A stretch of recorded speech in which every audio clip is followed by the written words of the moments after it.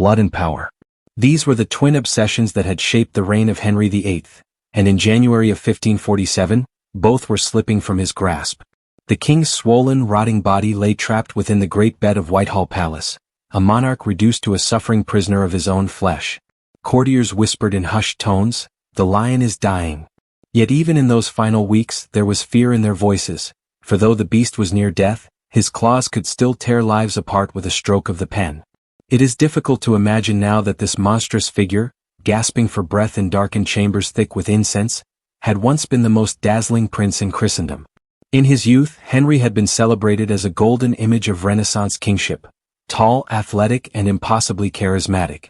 Foreign ambassadors marveled at his vigor, his mastery of music and languages, his skill in jousting tournaments. He was the kind of ruler poets and philosophers dreamed of, until decades of betrayal, ambition, and unrelenting desire twisted him into something darker. By the winter of 1547, that glittering past was buried beneath layers of disease and regret. The years had not only scarred Henry's body but reshaped his very soul.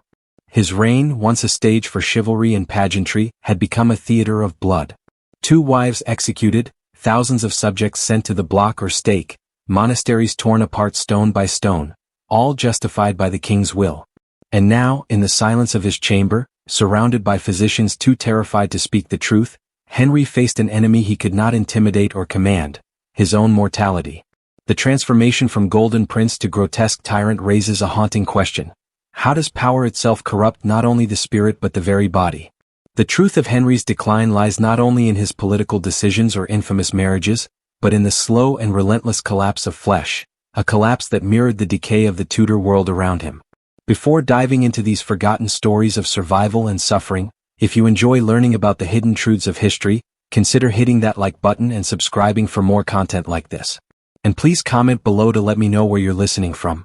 What followed in those last weeks was both pitiful and terrifying. A king who had once commanded empires now lay racked with pain, his face bloated and discolored, his body a ruin of ulcers and infection. He was a living symbol of the cruelty of time. And yet, as he drifted between lucidity and delirium, Henry clung to one last obsession: control. Control over his heirs, over his court, over his legacy.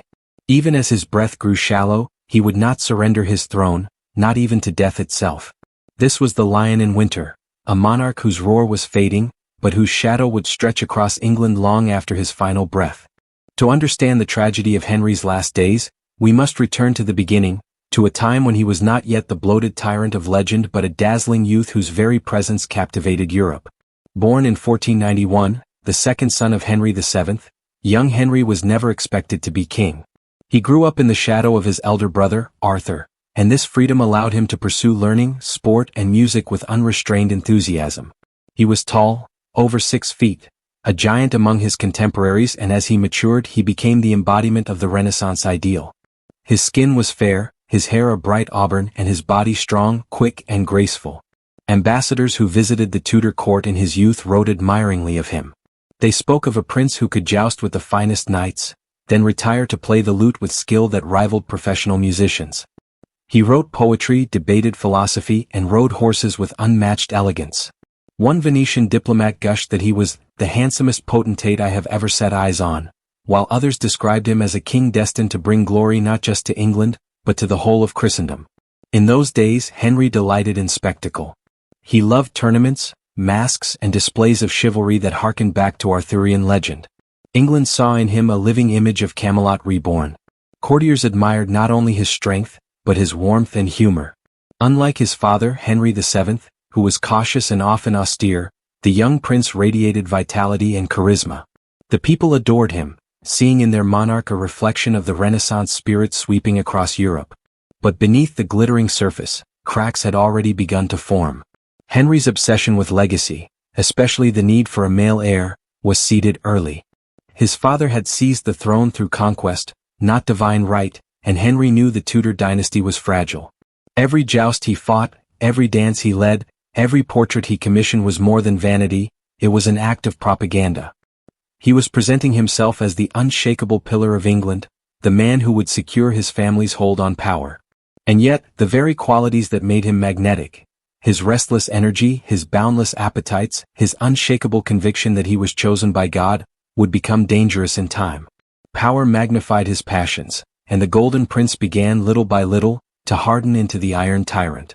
Looking back from the darkness of his deathbed, the contrast is almost unbearable. How had the radiant youth who once dazzled Europe turned into the haunted king whose ulcers made courtiers gag with the stench? The answer lies not only in political betrayals and broken marriages, but in the slow violence of disease and injury, the wounds of body and mind that reshaped Henry's destiny.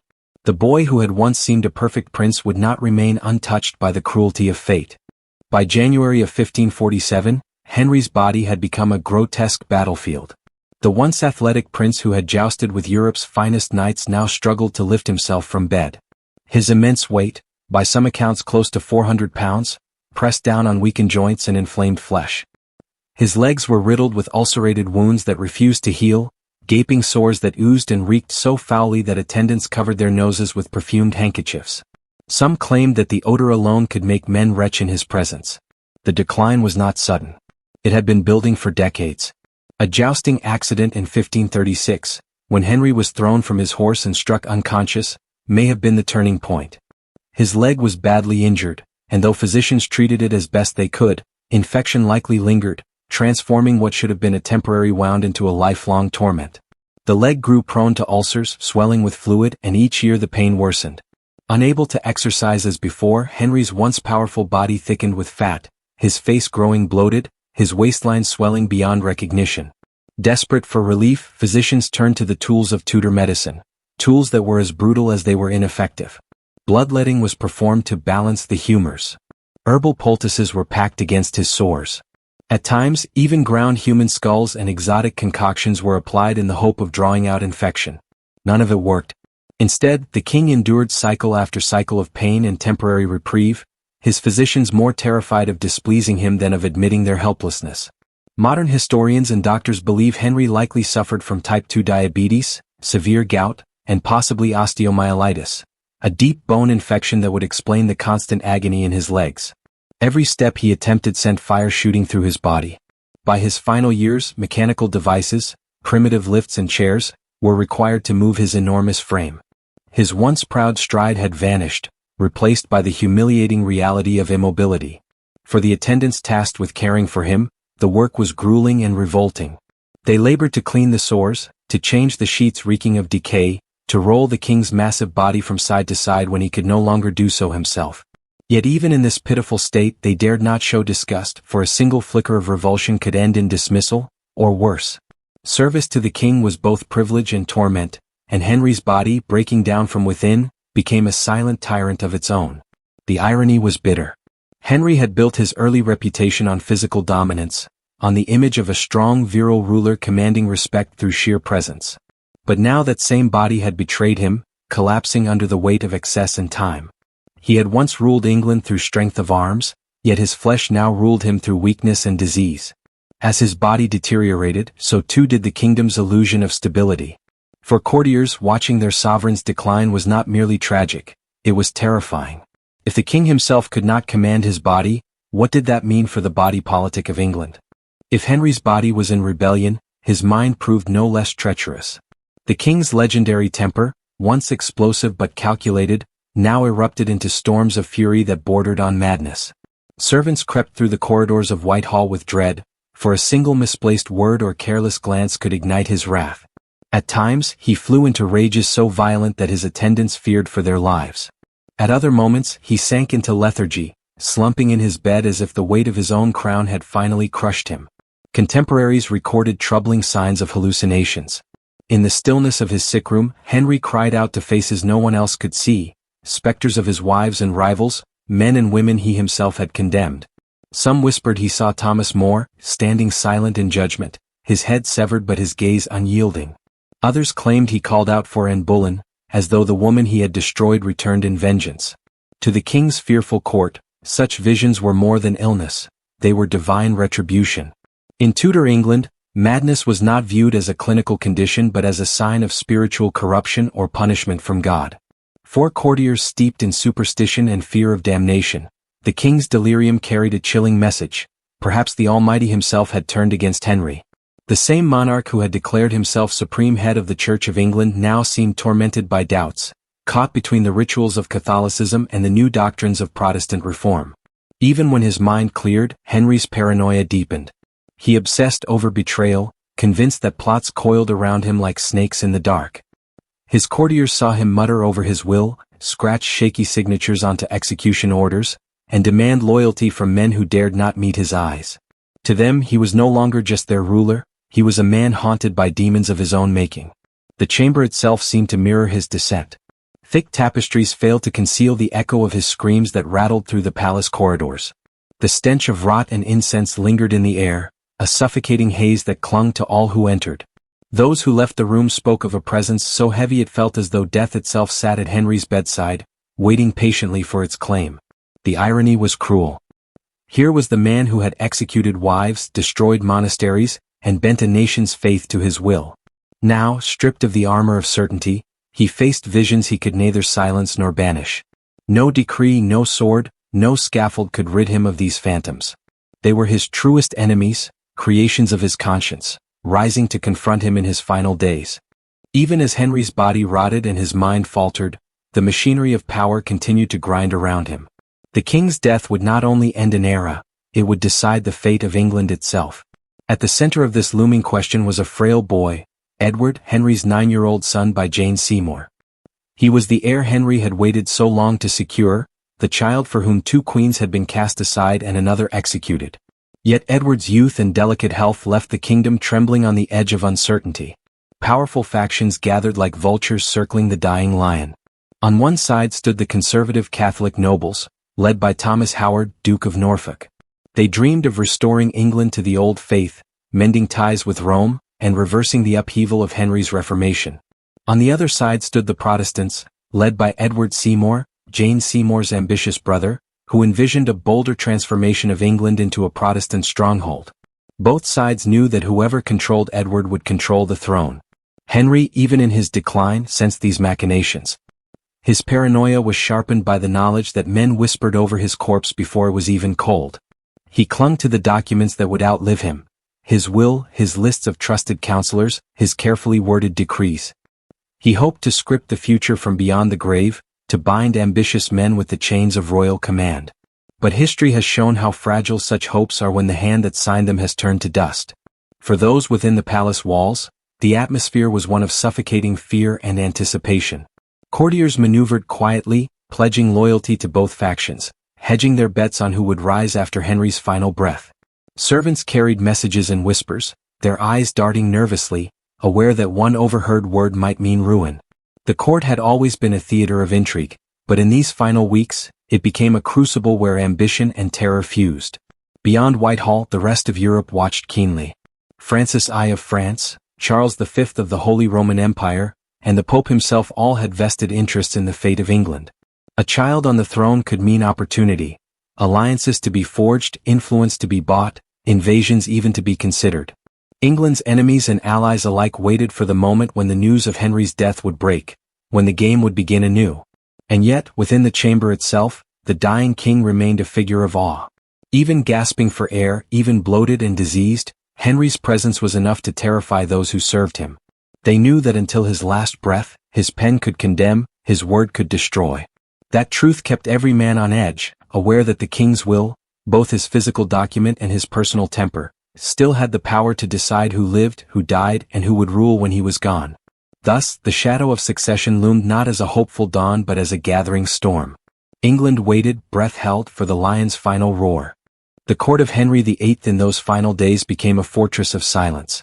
Outside the king's chamber, proclamations continued to describe him as hale and hearty, a monarch still commanding his realm with vigor.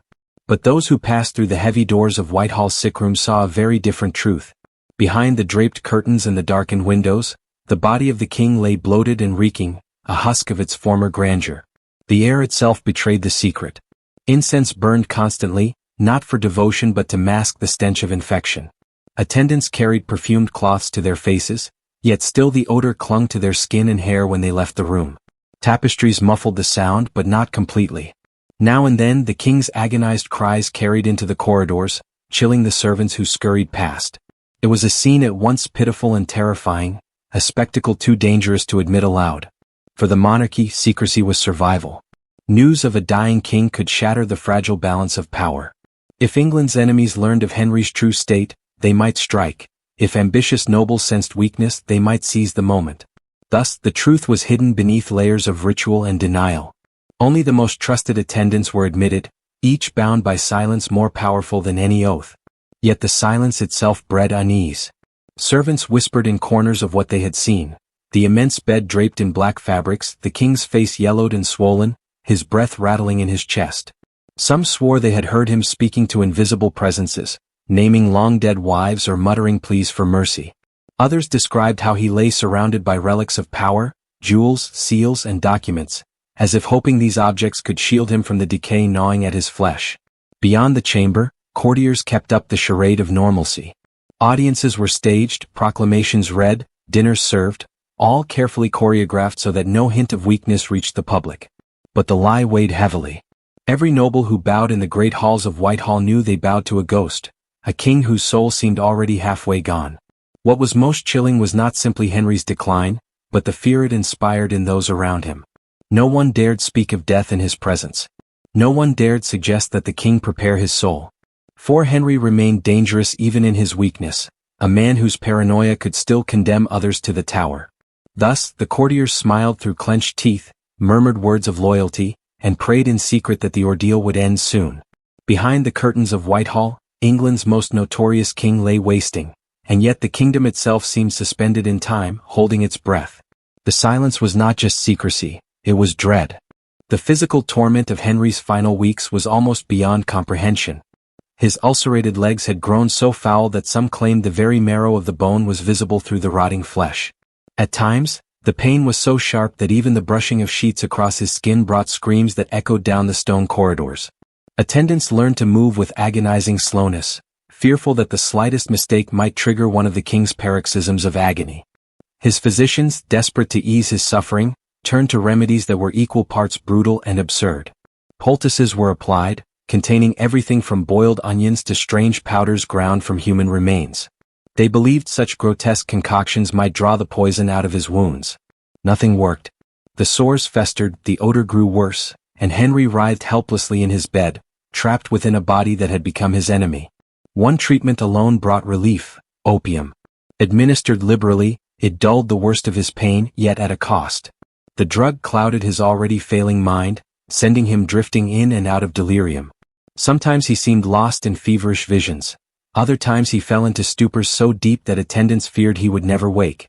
The line between Henry's physical decay and his mental torment blurred until it was impossible to know where the disease of the body ended and the suffering of the soul began.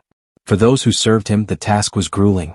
Teams of servants rotated constantly, tasked with cleaning his body, shifting his enormous bulk, and tending to the ulcers that consumed his legs. They carried the smell of rot with them wherever they went, their clothing steeped in it, their hands raw from endless washing. And yet, to fail in their duty was unthinkable. The king's suffering was theirs to bear, and though they pitied him, they also feared him. Even now, a sharp word from Henry might end a career, or a life. The irony was bitter. This was the man who had once been feared across Europe, a monarch whose word could raise armies or condemn nobles to death. Now he could not escape his own bed without the aid of crude machines. He had built his reign on power, dominance, and control. Yet in his final days he was reduced to dependence on the lowliest attendants, his body no longer a weapon but a prison. For Henry, this indignity must have cut deeper than any wound. The man who had styled himself as a lion now found himself caged by flesh, his roar reduced to groans of pain. No crown, no court, no earthly authority could spare him. In the stillness of Whitehall, the King of England suffered not as a monarch, but as a man, broken, decaying, and utterly helpless. As Henry's body betrayed him, his spirit fell into turmoil. The king who had broken from Rome and made himself head of the Church of England now found no peace in either the old faith or the new. His attendants noted how his religious moods shifted from day to day. One morning he demanded the presence of Catholic priests to perform familiar rites. The next he insisted on the prayers of Protestant reformers. His soul seemed suspended between two worlds, unable to rest in either. Night brought no relief. Sleep, when it came, was fractured by terrifying visions. Henry startled awake in sweat-soaked sheets, crying out the names of the dead. Some claimed he saw Thomas More, his once trusted friend turned martyr, standing silent at the foot of his bed. Others whispered he was visited by Anne Boleyn, the wife he had condemned with false charges, her dark eyes fixed on him in judgment. Still others swore he called to Jane Seymour, his true queen, as though the gentle ghost of his third wife might soothe his anguish. In Tudor England, these visions were not dismissed as fever dreams. They were taken as omens, signs that God was demanding payment for a lifetime of blood. For courtiers steeped in a world of divine signs and portents, Henry's nightmares were not private torment but public prophecy. The king, it seemed, was haunted not only by memories of the executed but by the specter of eternal judgment. He had spent his life bending religion to his will, first a faithful son of Rome, then the architect of an English church molded in his image. But now, as the shadows of death thickened around him, the certainty that had once fortified his throne crumbled. His chaplain recorded how Henry would sometimes awaken in terror, whispering frantic prayers, only to spend the next day railing against priests and reformers alike. His contradictions were the contradictions of his reign itself, Catholic in ritual, Protestant in politics, and utterly personal in conviction. This torment reveals more than a man's failing faith, it reveals the loneliness of absolute power. Henry had ruled as if God himself were his partner, wielding faith as a weapon against all who opposed him. Yet now, at the edge of the grave, he found himself pleading not with ministers or courtiers but with the silence of heaven. His fear was not of losing his throne, he had already secured Edward to succeed him, but of standing naked before a judgment he could not control. The man who had declared himself supreme head of the English Church now lay awake in the darkness, trembling at the thought that no crown, no title, and no decree could shield him from the eyes of God. Even as Henry's body failed, his instinct for cruelty remained intact. In those final days, his pen was as dangerous as any sword, and he used it with the same cold calculation that had defined his reign. The most striking example was the fate of Thomas Howard, Duke of Norfolk, one of England's oldest and most powerful nobles. Norfolk had survived decades of Tudor intrigue, weathering storms that had destroyed countless others. But in the dying days of Henry's reign, fortune finally turned against him. The Protestant faction, led by Edward Seymour and his allies, whispered accusations of treason. Paranoid and consumed with suspicion, Henry seized upon these charges. Too weak to rise from his bed, he nonetheless scrawled the order that condemned Norfolk to death. It was a final gesture of brutality, a reminder that even as he gasped for breath, the king could still reach out and destroy. Norfolk was imprisoned in the Tower, his execution scheduled for January 29, 1547. But fate spared him. Henry himself would die the day before, leaving the warrant unfulfilled. Norfolk's survival was not mercy, but accident, a byproduct of the king's own mortality. This was not an isolated act. Until his last hours, Henry continued to watch his enemies with suspicion. He demanded reports, ordered investigations, and rehearsed revenge as if vengeance might somehow extend his life.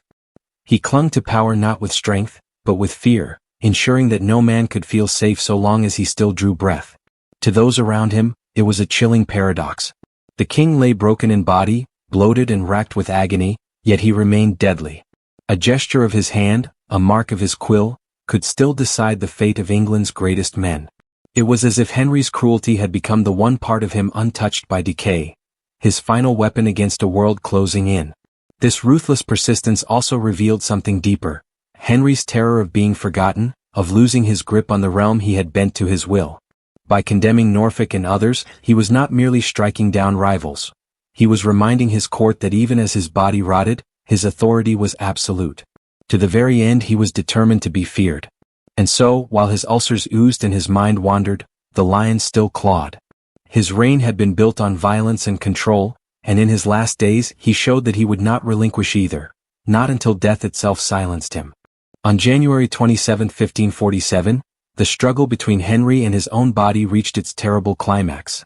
That night, witnesses reported, the king was suddenly racked by a violent seizure. His great frame shook so violently that attendants were forced to pin him down, terrified that his thrashing might break his bones or tear his ulcerated flesh. When the fit passed, Henry was left slumped and broken, half his body slack and unresponsive. His right side had collapsed into paralysis, his speech thickened and faltering. What his physicians could not name then, modern medicine recognizes as a massive stroke. For the court doctors, the moment was one of panic. Failure to preserve the king's life could mean not only disgrace, but execution. Desperate, they tried every method their age could offer. Bitter concoctions were forced down his throat, hot irons applied to his skin in a crude attempt at revival. Incantations of prayer mingled with the screams of agony as the doctors wrestled with death itself.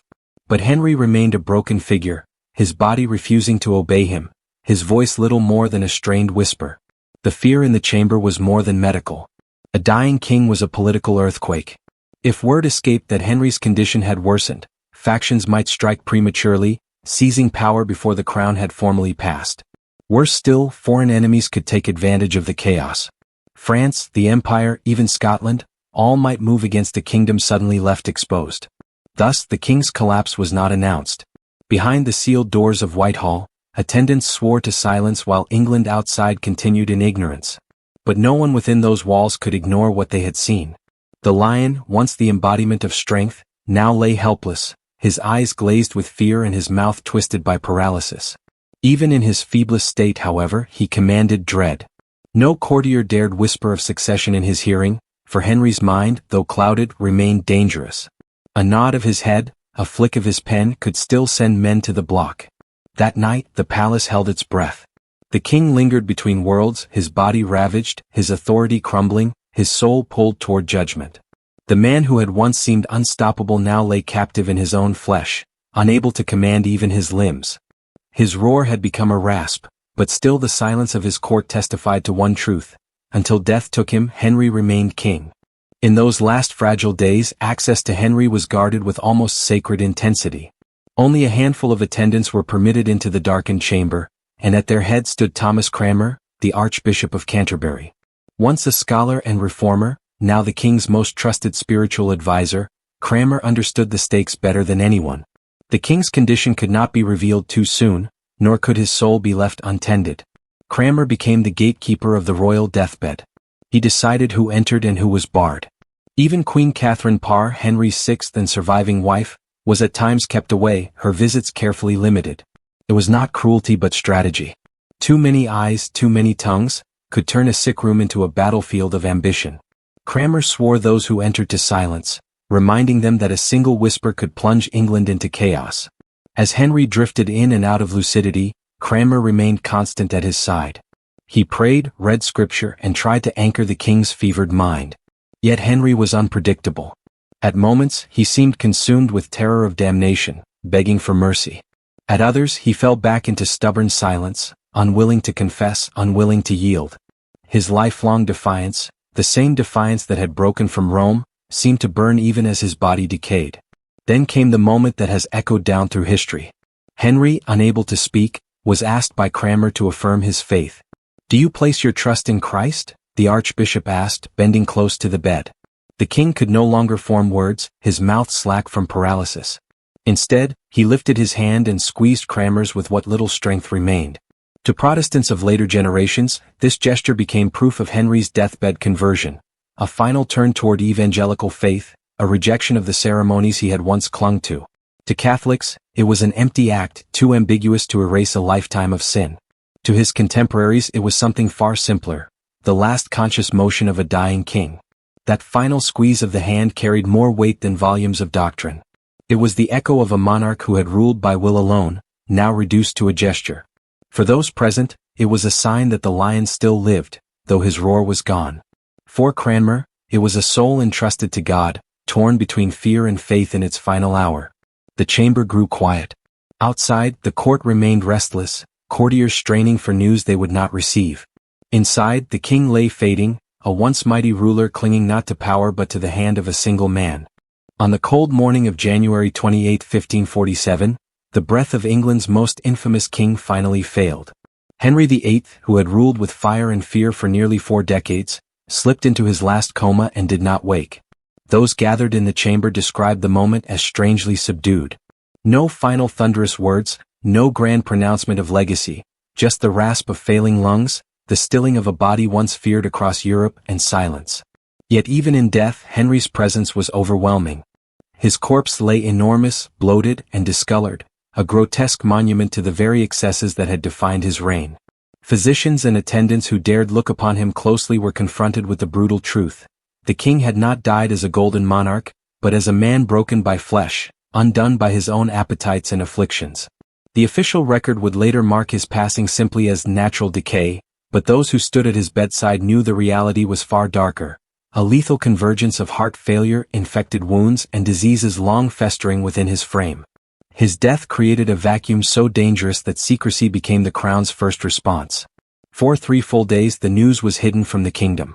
Courtiers dared not announce the truth until power had been secured, until the boy Edward was protected, and until rivals were silenced. Henry's corpse remained within Whitehall, guarded and veiled, while outside, proclamations continued the illusion that the king yet lived. Those permitted into the chamber saw a scene both pitiful and terrifying. The massive royal bed, draped in heavy cloth, became a kind of grotesque shrine. Incense smoldered to mask the stench, servants moved about with haunted faces, and at the center lay a body so vast and decayed it seemed less a man than a collapsing monument. Some swore they still heard groans echoing faintly through the corridors in those days after his death, as if the palace itself could not let him go. The paradox was striking.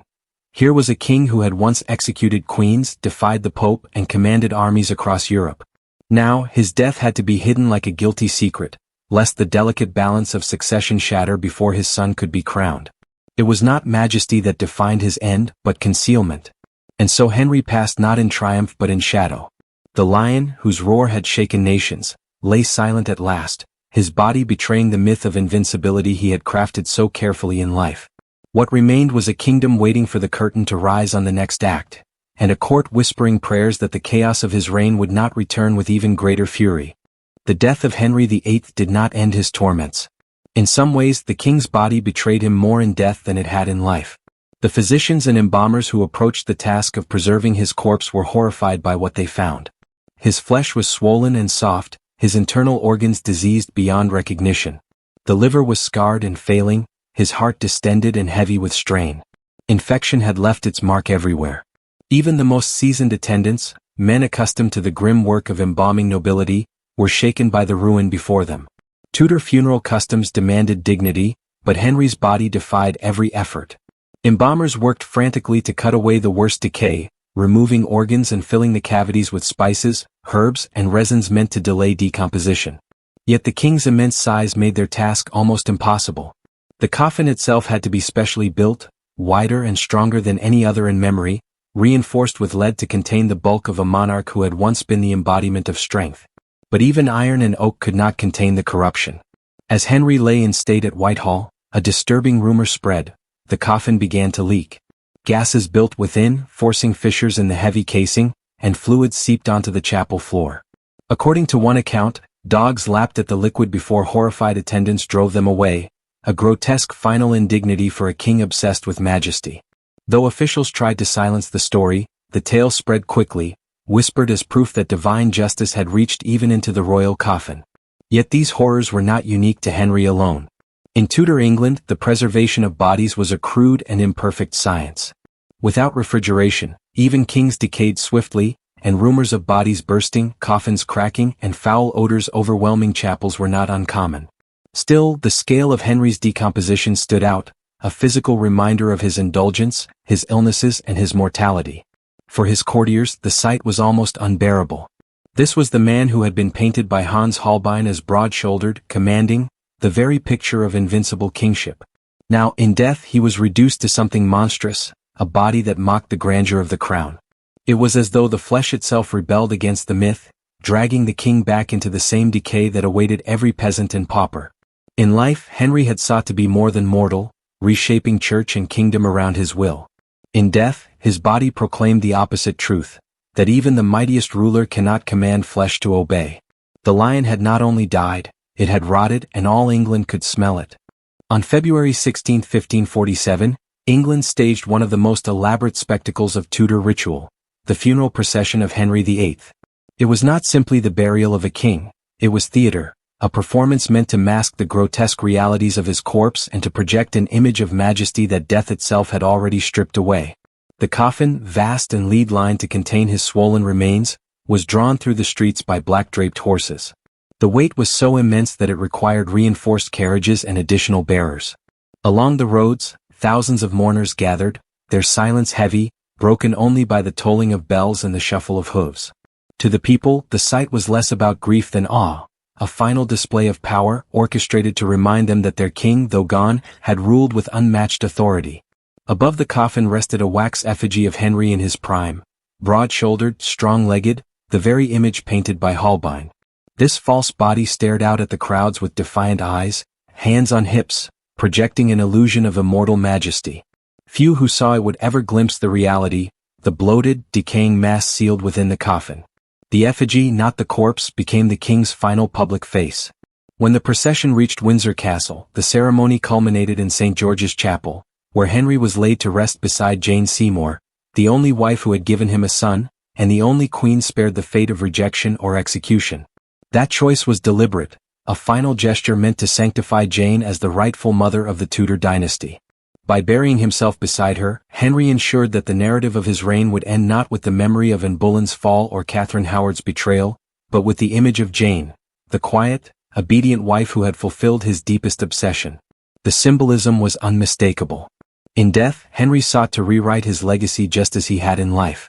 The carefully choreographed pageantry presented him not as the tyrant gasping in Whitehall, but as the eternal patriarch of a secure dynasty.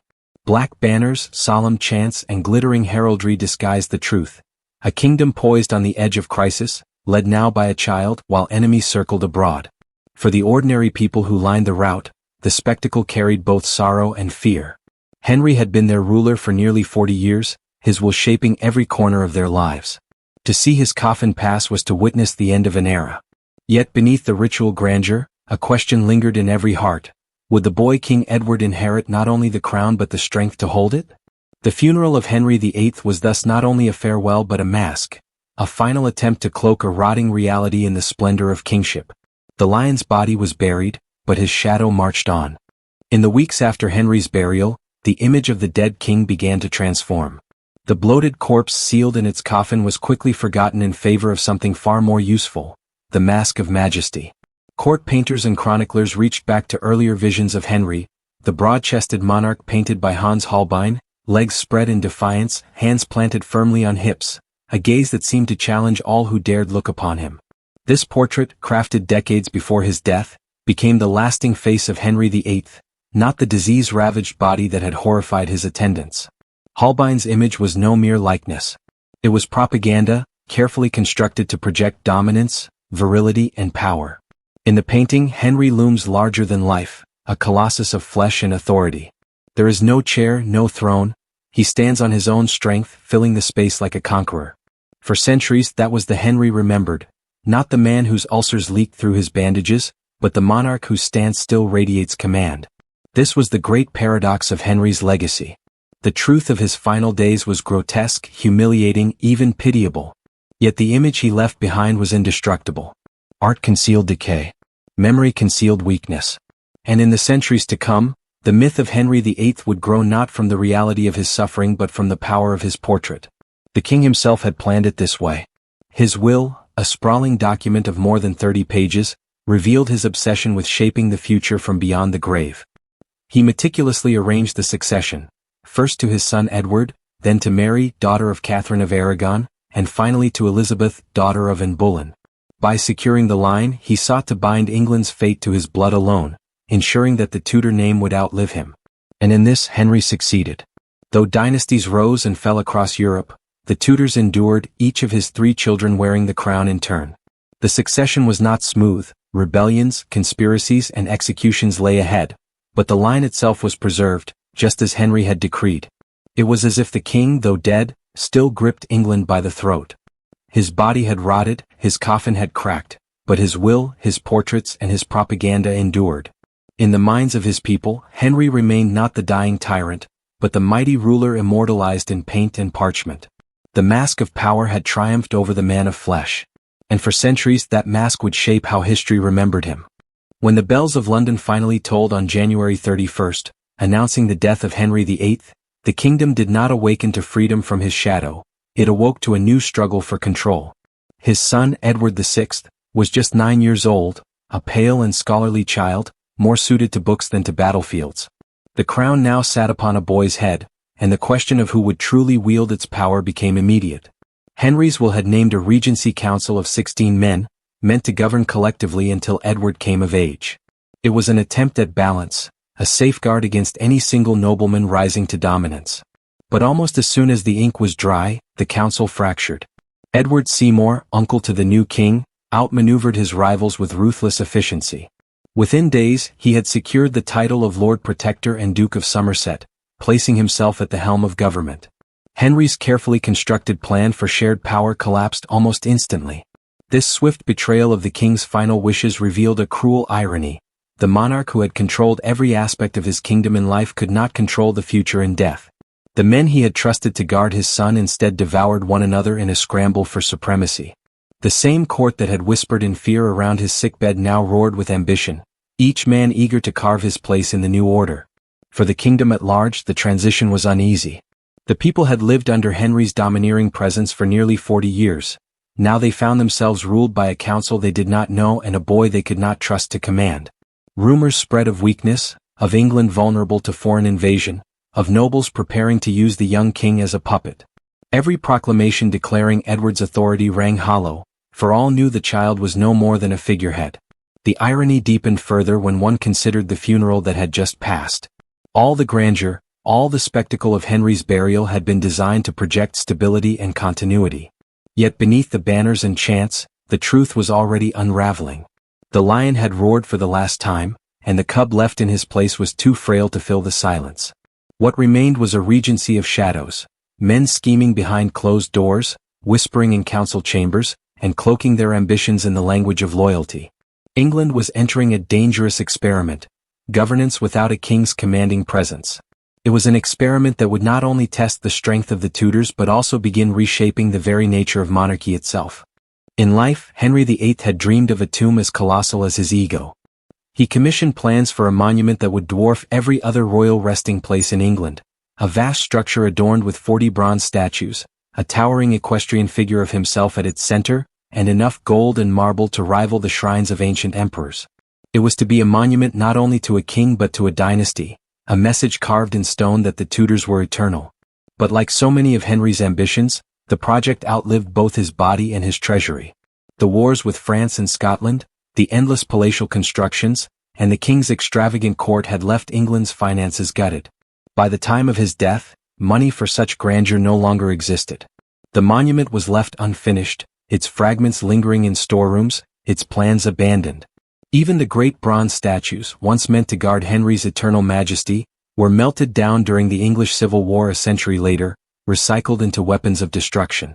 The irony was cruel. Henry had spent his life bending nations and churches to his will, demanding that his presence dominate both his age and the ages to come. Yet in death he was given no towering mausoleum, no eternal shrine. Instead, he was laid beneath the floor of St. George's Chapel at Windsor, beside Jane Seymour, in a tomb that to this day remains modest and incomplete. Visitors who stand above it see only a simple slab of stone. Beneath it lies the king who reshaped England forever, his vast ambitions reduced to dust, his unfinished monument a silent reminder that even the mightiest rulers cannot command posterity to obey. History, like flesh, resists control. And yet, perhaps the true monument Henry left behind was not built of marble or bronze, but of blood and policy. The break from Rome, the dissolution of monasteries, the rise of the English navy, and the enduring line of succession through his children, these were the legacies that outlasted stone. His tomb may be plain, but the kingdom he remade bore his mark for centuries. Still, for those who remembered him, the absence of his great monument felt symbolic. The man who had raged against mortality, who had tried to anchor his power in both body and stone, was undone by both. The lion's roar had faded, and his monument remained forever unfinished. Henry's death left behind not only a kingdom but 3 children whose futures would shape England in ways even their father could not have foreseen. Each was marked by his reign, scarred by his choices, and destined to carry the Tudor legacy in different and perilous ways. Edward VI, the long-awaited son, was just 9 years old when the crown was placed upon his head. Frail in body but sharp in mind, he had been raised in an atmosphere of strict Protestant instruction. To him, religion was not the compromise his father had made but a matter of absolute truth. Under his short reign, England would be pushed further toward Protestant reform than Henry himself had ever dared, with the introduction of the Book of Common Prayer and the reshaping of worship in every parish. Yet Edward's health was fragile, his body unable to withstand the weight of the crown for long. He would die at 15, leaving England once again without certainty. Mary, Henry's eldest daughter by Catherine of Aragon, bore the wounds of humiliation and rejection. Declared illegitimate after her mother's marriage was annulled, she had lived much of her life in anxiety and fear, her status shifting with her father's whims. Deeply devoted to Catholicism, she saw in Edward's reforms a betrayal not only of tradition but of her mother's honor. When her turn came to rule, she would reverse the Protestant tide, earning the infamous title Bloody Mary for her persecution of reformers. Her reign was brief but violent, a desperate attempt to restore a faith her father had torn apart. Elizabeth, the youngest, was perhaps the most precarious of all. Daughter of Anne Boleyn, executed at her father's command, she grew up with the shadow of disgrace. At 13, when Henry died, she was clever, cautious, and already skilled in survival. She knew too well how dangerous the throne could be for a Tudor child. When her time came, she would prove the most enduring of Henry's heirs, ruling for more than 4 decades and forging an England that would become a global power. For all three, their father's ghost loomed. Each inherited not just his crown but his contradictions, his obsession with power, his volatile mixture of faith and politics, and the weight of a dynasty founded in blood. They were the children of a man who had reshaped the very fabric of the kingdom, and each in turn would both continue and struggle against that inheritance. Henry had believed he could script the future through his will, but in truth what he left behind was far more fragile. His children would reign, yes, but each reign would be marked by turbulence, as if England itself was still wrestling with the lion long after his death.